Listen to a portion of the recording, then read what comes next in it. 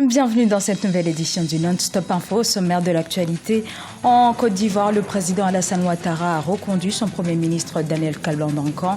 Il avait remis sa décision au chef de l'État ce mercredi 6 janvier. Un nouveau gouvernement est attendu d'ici le 13 janvier. Augmentation remarquée des recettes douanières ivoiriennes. Les facteurs de cette hausse à suivre dans cette édition. Les médias en Afrique, quelle stratégie pour assurer leur survie, de l'adaptation au numérique en passant par les synergies médiatiques? Les explications à suivre à la fin de ce journal. Mais avant de développer ces titres, Ibrahim Hamidou, le secrétaire général adjoint au bureau politique d'opposition MNSD, a été relaxé ce lundi 4 janvier 2016. Il avait été arrêté le 19 décembre 2015 pour avoir mis en doute dans un débat télévisé l'existence d'un complot contre l'État révélé par les autorités, notamment par le président Mahamadou Issoufou. Le chef de l'État nigérien avait annoncé que le coup d'État avait été déjoué. L'opposition réservée demandait des preuves de ces affirmations. Je vous propose d'écouter la réaction d'Ibrahim Hamidou. Je me sens très bien. Je suis très content par le verdict qui est tombé le lundi passé, qui m'a relaxé pour faire non constitué. En termes clairs, donc tout ce que le gouvernement me reprochait était faux. Ils m'ont interpellé le 19 décembre à la police judiciaire et le 22 décembre, ils m'ont déféré chez le procureur. Le même jour, il m'a envoyé en prison. Ils m'ont mis dans une procédure de flagrant délit. Donc le 28, j'ai été jugé et le délibéré a été vidé le 4 janvier dernier et j'ai eu une relaxe pour faire non constitué. Également dans l'actualité, en Tunisie, un vaste remaniement ministériel a été opéré ce mercredi 6 janvier par le Premier ministre Habib Sib. Une dizaine de ministres changent de main. Celui des Affaires étrangères incombe désormais à Haïm Rinaoui et celui de l'Intérieur à Hedi Mahjoub. Ce remaniement intervient alors que le pays tente de relancer son économie et surtout de se relever de 3 attaques terroristes survenues en 2015. Je vous le disais en titre, fin 2015, le président Alassane Ouattara avait laissé entendre qu'une nouvelle équipe gouvernementale était en gestation. La confirmation est survenue ce mercredi. Le Premier ministre Daniel Kablan-Dankan a présenté sa démission à l'ouverture du Conseil des ministres. Le chef de l'État Alassane Ouattara, réélu en octobre 2015 à un second mandat, a pris acte de cette décision. Mais quelques heures après, à travers un communiqué, le président ivoirien a reconduit le Premier ministre Daniel Kablan-Dankan. Les précisions d'Idlet Mirabel Bissou. Un nouveau gouvernement est attendu en Côte d'Ivoire. Avant la promulgation du décret par le président de la République Alassane Ouattara, les attentes sur la composition et la structure de ce dernier sont diverses.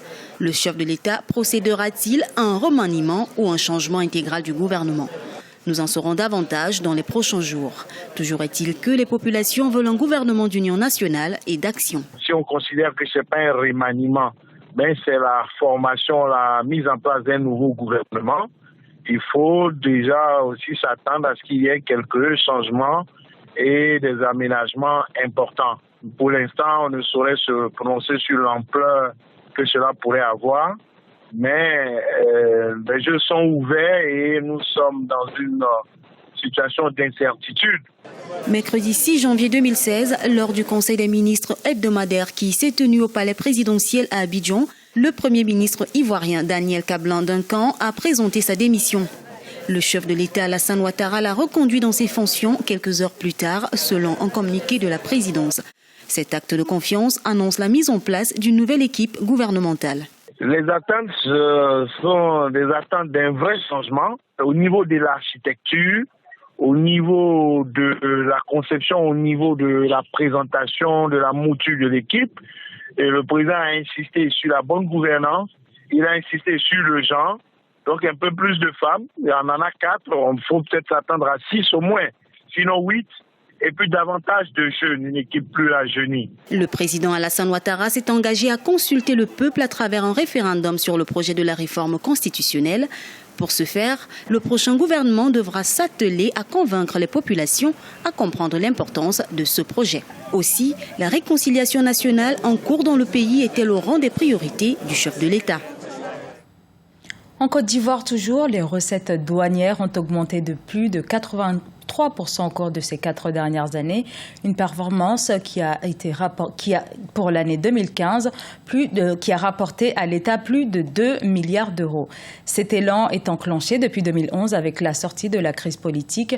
Cette conjoncture du secteur va également de pair avec la croissance économique du pays qui enregistre durant ces 4 dernières années un taux de croissance de 9% par an.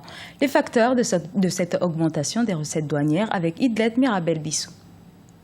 En Côte d'Ivoire, les recettes douanières sont passées de 832 milliards de francs CFA en 2011 à 1526 milliards de francs CFA en 2015, soit une hausse de 83,4% en 4 ans de fonctionnement. Les facteurs explicatifs de cette hausse des performances du secteur douanier sont entre autres l'augmentation du budget global de l'État, la révision des impôts, les rendements satisfaisants dans le secteur agricole, ainsi que les exportations et les importations. Analyser les perspectives de croissance de la douane intègre aussi la relance de l'activité économique au niveau de la Côte d'Ivoire. Sur le trafic du port, nous sommes le deuxième port africain après le port de Durban, avec une croissance du trafic qui avoisine les 20 millions de tonnes. Donc tous ces éléments sont des facteurs qui impactent de manière significative les ressources de la douane. Le renforcement du contrôle général des douanes avec le recrutement de 2000 douaniers en 2013, la rénovation des infrastructures font aussi partie des facteurs qui ont contribué aux performances remarquables de la douane en Côte d'Ivoire ces dernières années. L'activité économique connaît une forte croissance dans le pays. En 2014, la croissance économique s'est établie à 8,3%, une note favorable pour l'émergence attendue dans le pays. La douane a un impact significatif parce qu'à partir du moment où elle dégage des ressources suffisantes, c'est-à-dire qu'elle crée de la richesse, maintenant, comme a dit le gouvernement, le problème sera plutôt de la répartition de la richesse, donc les fruits de la croissance. Et donc, pour être un pays émergent, c'est sûr qu'il faut arriver à l'accessibilité aux frais de base, aux soins de base, à l'éducation de base. La Côte d'Ivoire a beaucoup amélioré son taux sur l'indice de la pauvreté et sur aussi le doing business. En 2016, le produit intérieur brut du pays est estimé à 7,6%. Les exportations ont été dominées par les produits agricoles en hausse de 24% en 2014. Le cacao demeure le premier produit d'exportation avec 36%, suivi de la noix de cajou, 6%. Même si le secteur douanier a connu une baisse des importations en 2014, les produits pétroliers, pharmaceutiques et les transports ont affiché des performances encourageantes. L'avenir de l'information sur le continent africain. Beaucoup d'acteurs du secteur se posent cette question. Le domaine connaît bon nombre de bouleversements depuis les années 2000, avec notamment la démocratisation d'Internet. Le numérique occupe de plus en plus de place, mais la problématique reste tout de même la question du financement. Idlet Mirabel Bissou. L'avenir des médias africains se dessine sur le prisme des stratégies de gestion pour assurer une information de qualité sur le continent. De la presse écrite, en passant par la radio et la télévision, sans oublier Internet, la question de la survie des médias en Afrique se pose avec acuité. Des professionnels de l'information réfléchissent sur les stratégies d'adaptation de contenu et sur les moyens nécessaires pour un tel investissement. Dans un contexte concurrentiel, il devient urgent de trouver une dynamique pour assurer l'avenir de l'information africaine. À travers le cellulaire, à travers toutes les applications, à travers toutes les tablettes, on peut toucher un public plus large, un public plus important au-delà du pays dans lequel le journal est produit et diffusé. Donc, les médias africains doivent adapter leur contenu à ces différents supports et répondre présent aux investissements nécessaires pour attirer davantage de lecteurs. La révolution numérique et technologique a fortement modifié le fonctionnement des médias dans le monde, en particulier sur le continent. Avec la multitude de supports, les médias ont l'obligation de s'adapter pour rester dans la course. Cependant, être présent sur toutes les plateformes nécessite un investissement de taille. En dehors des entrées financières que sont les publicités et les annonces, quel peut être le modèle financier pour la survie des médias africains? Le modèle, c'est éventuellement de se regrouper et puis de saisir des institutions. Et au-delà des institutions, de saisir aussi des banques. Il faut que les médias deviennent de plus en plus rentables en Afrique. Pour cela, il faut des projets originaux, des projets inédits. Il faut les soumettre aux banques. Il faut que les banques acceptent de les accompagner. On ne doit pas continuer à tendre la main à la subvention. dépendre uniquement de la vente au quotidien des publicités régulières ou irrégulières des chaînes pour les chaînes de télévision ou de radio. Il faut des banquiers, il faut des hommes d'affaires qui ont de l'audace, qui croient aux médias et qui investissent des ressources importantes.